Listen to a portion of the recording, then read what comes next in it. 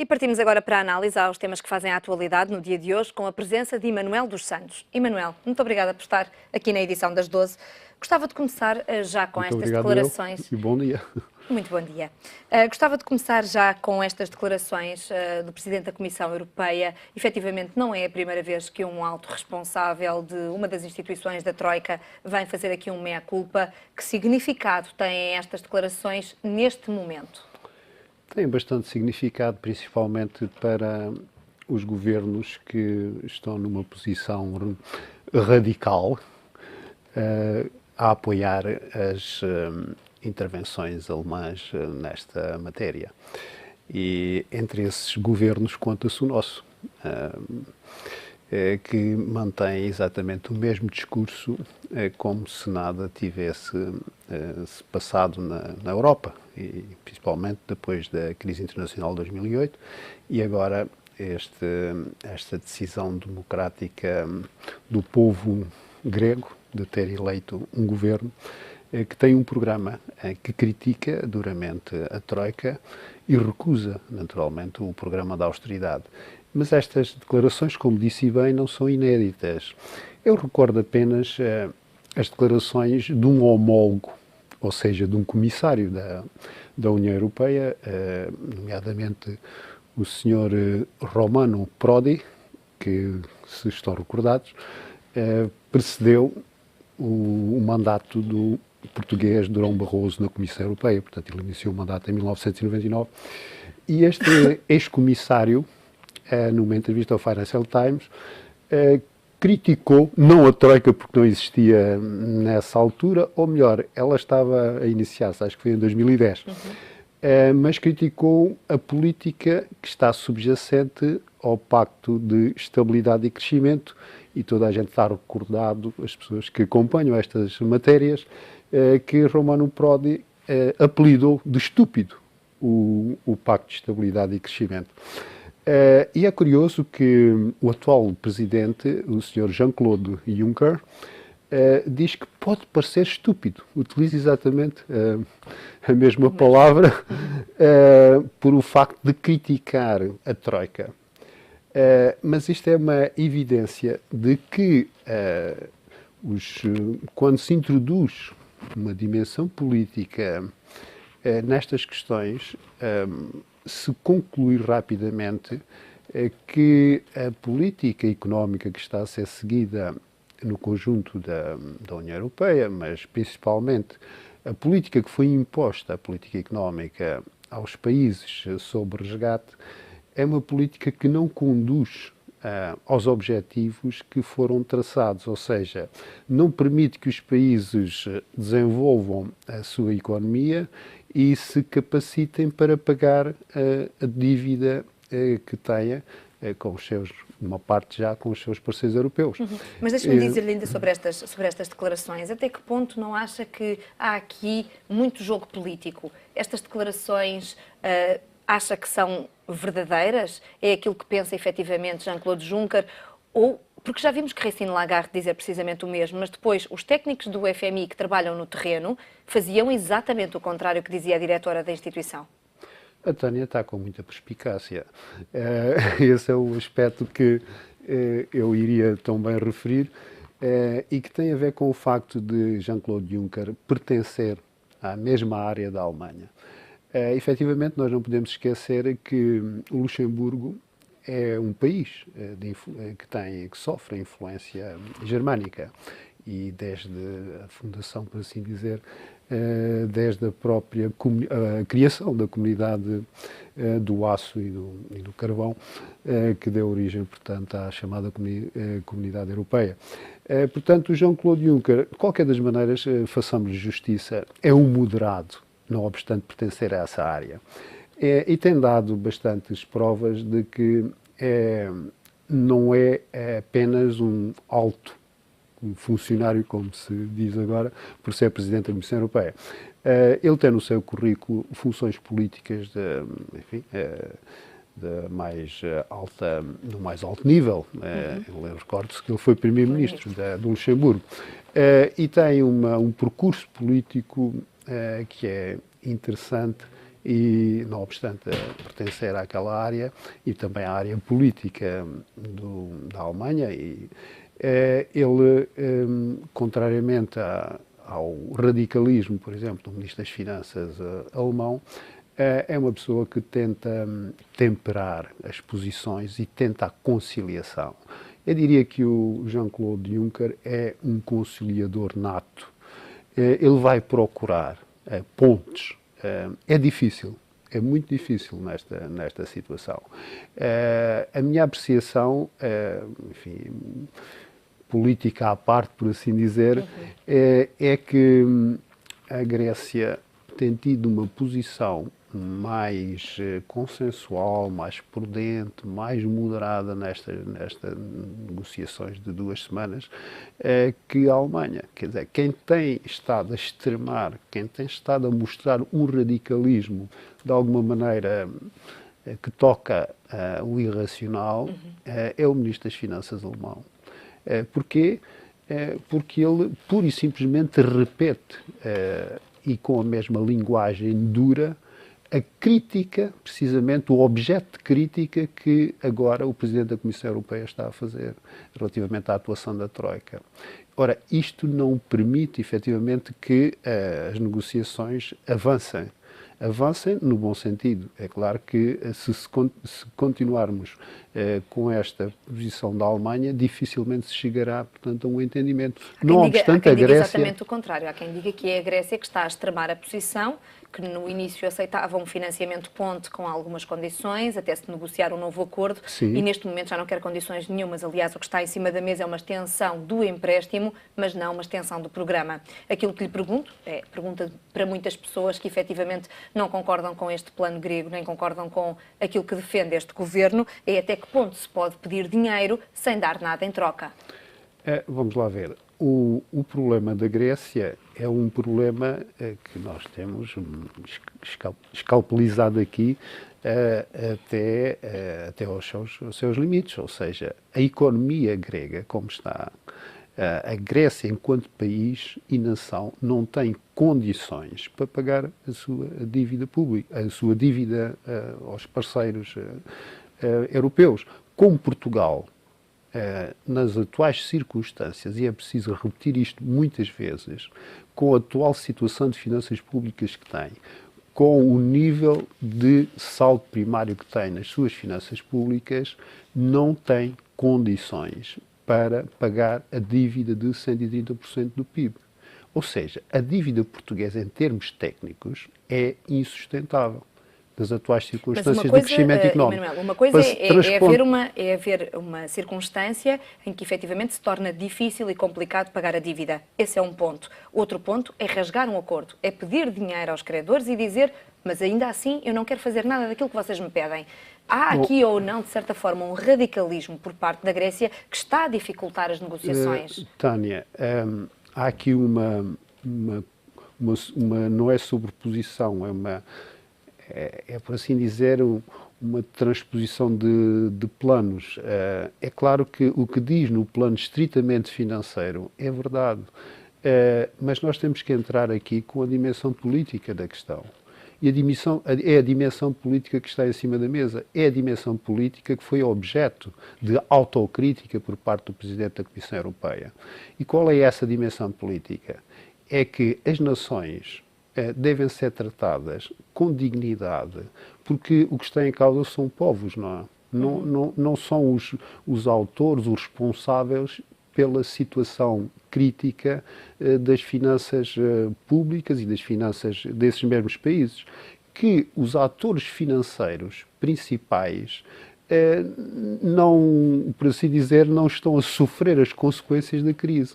Quem sofre as consequências da crise é a maioria da população que trabalha por conta de outra, que não tem capitais, que não é dono de navios, que estão restados sob bandeira não grega, por exemplo.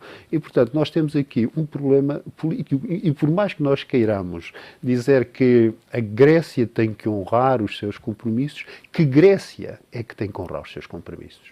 São os armadores gregos? São os especuladores financeiros que também os existem na Grécia e que puseram o seu dinheiro fora da Grécia? São esses que têm que honrar os seus compromissos? Claro que deveriam ser esses, não é? E deviam ser tomadas medidas para que, o atual governo está a tentar, que as grandes fortunas paguem mais impostos. Ou melhor, paguem alguns impostos, que muitos deles não pagam impostos na Grécia.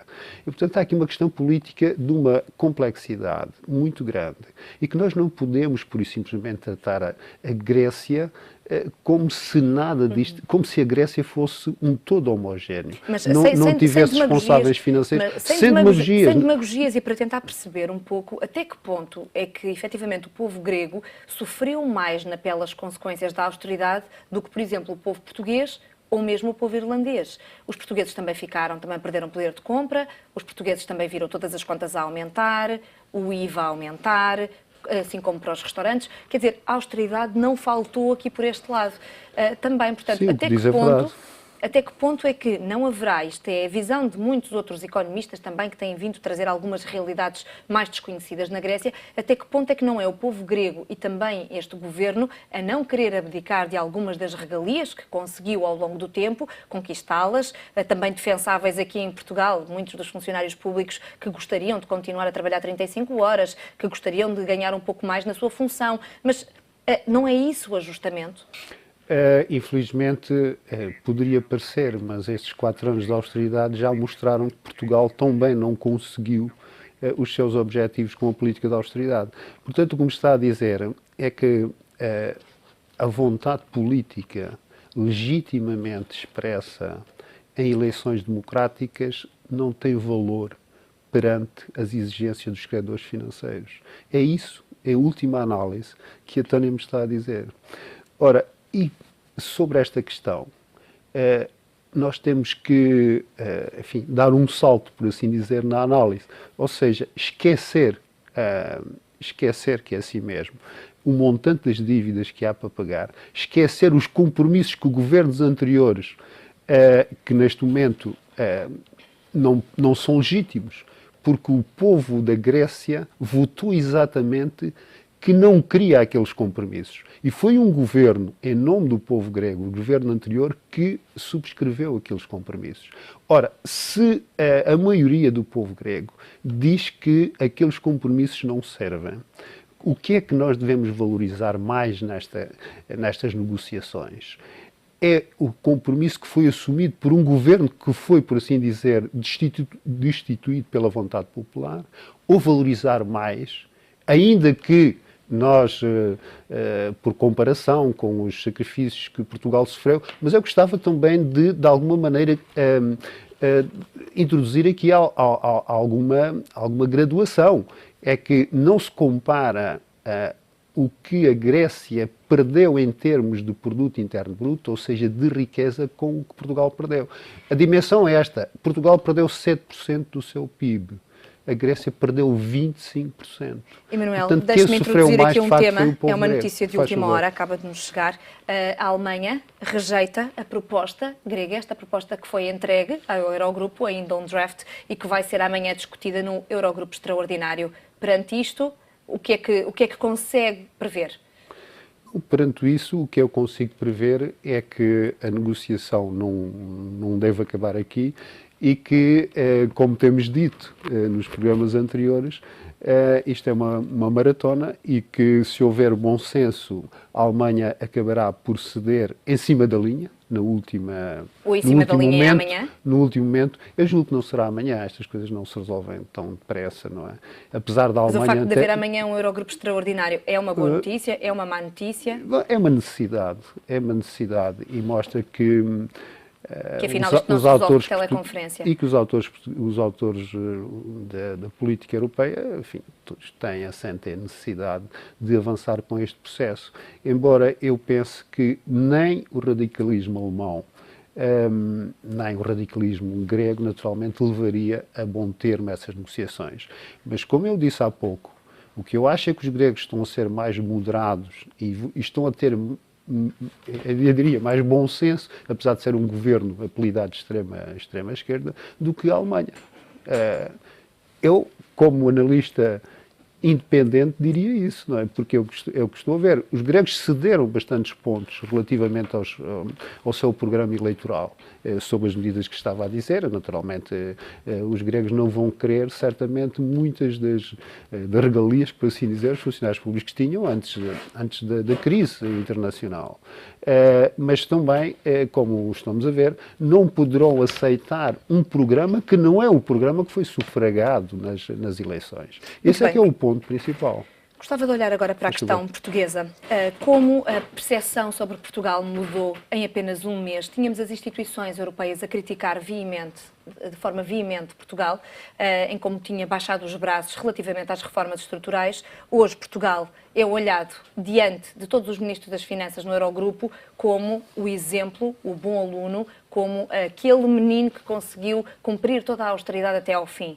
Por que é que houve esta diferença de percepção em apenas um mês? Eu diria voilà, como diz o senhor Jean-Claude Juncker, que fala muito bem o francês, o inglês, o alemão, porque é luxemburguês. Voilà porquê? O que eu perguntaria à Tânia é se no espaço de um mês a realidade económica e financeira em Portugal mudou. Isto é, se os indicadores económicos que nós temos sofreram uma tal alteração que leva a que, enfim, os chamados técnicos de alto gabarito europeu, nas suas análises económicas, tivessem agora visto em Portugal o que não viram há um mês atrás. Nós devemos ser objetivos, quer dizer, supondo que não, evidente, o que está aqui é a em causa... resposta que tem em mente, gostava de lhe perguntar então se Portugal está a ser arma de arremesso político. Tânia, o que está a acontecer é que a Alemanha está a utilizar Portugal contra a Grécia, quer dizer, isso chama-se arma de arremesso político, como e a Grécia está a ficar isolada? A Grécia está a ficar isolada neste contexto institucional oficial, mas não está a ficar isolada no contexto da compreensão que os povos europeus, inclusivamente até figuras importantes, como é o caso do Presidente da Comissão Europeia, têm assumido nos últimos dias sobre a Grécia. E, portanto, mas era não se pode dizer expectável ou não que os países que mais sofreram com a austeridade, como Portugal e a Irlanda, ficassem ao lado da Grécia? Repare, era se tivéssemos um governo que não continuasse a persistir no erro de análise e na mentira com que tomou o poder em Portugal.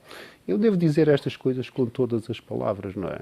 Porque eu sou testemunha do que se passou em 2011 e, portanto, não tenho qualquer dúvida relativamente à grande mentira que foi lançada sobre, na altura, o partido que era opositor da atual coligação, ao dizer aos portugueses que o Partido Socialista chamou a Troika, está-se a dizer tudo e nada, ou seja, está-se a mentir ao povo português, porque eu sou testemunha de que o Partido Socialista, nos seus órgãos máximos, não queria e nunca quis a Troika, e que foi a atual coligação, aliás, como mostrou, sem qualquer pejo, logo a seguir, dizendo que o programa da Troika era o programa do governo.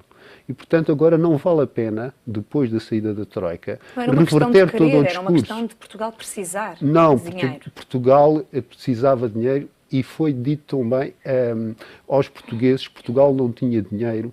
Isto é uma falsidade comum. Porquê? Porque os impostos que Portugal consegue cobrar aos contribuintes portugueses são mais do que suficientes, basta dois impostos, o IRC e o IRS, para pagar todos os salários da administração pública portuguesa. Isto era verdade em 2011 e ainda é hoje. Olhar para as finanças públicas como se as finanças públicas tivessem, o Tesouro fosse um baú cheio de moedas de ouro, isto é uma visão medieval das finanças públicas modernas. As finanças públicas têm um fluxo de entradas de dinheiro e saídas de entradas de dinheiro. E o que é certo é que quando temos um saldo primário positivo ou nulo, isso significa que a conta de exploração do Estado está em dia, com exceção dos juros da dívida pública. E esse é o problema. Daí que muitos economistas continuam a defender que é necessário, portanto, olhar para a dívida pública e resolver esse problema. Porque, do ponto de vista do equilíbrio das finanças públicas, nós como a Grécia, estamos próximos do equilíbrio de exploração das contas públicas do Estado. Aqui fica. Muito obrigada, Emanuel dos Santos, por ter vindo mais uma vez à edição das 12 terceiras suas ideias e reflexões.